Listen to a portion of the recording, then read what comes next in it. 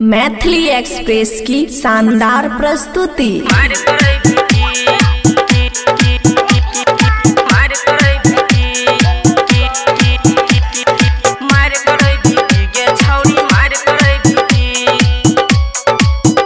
खुशी recording studio बलुआहा। ओइली तू बंगाल से छौरी नाचैले करैया, ओइली तू बंगाल से छौरी नाचैले करैया।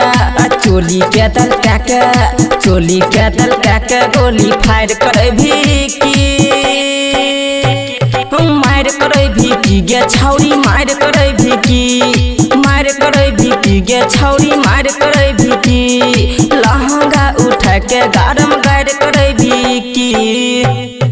खुशी रिकॉर्डिंग स्टूडियो बलुआहा।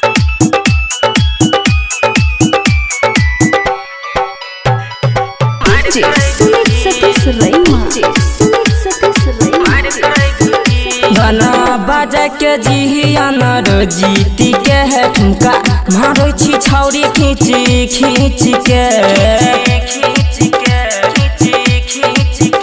गाना बाजा के जिहियन जीती के है ठुमका मारै छी छौरी खींच खींच के।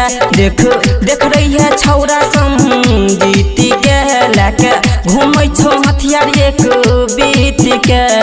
चमन गानू धन के राइटर बीरी बल के पानी झाड़ के देवी की,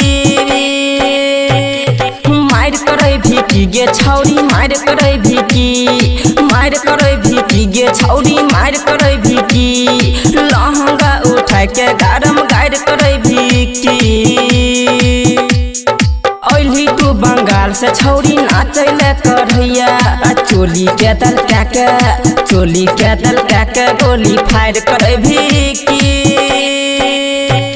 मार करे भीकी गे छौरी मार करे भीकी, मार करे भीकी गे छौरी मार करे भीकी। लहंगा उठा के गारम गाड़ करे भीकी। खुशी रिकॉर्डिंग स्टूडियो बलुआहा।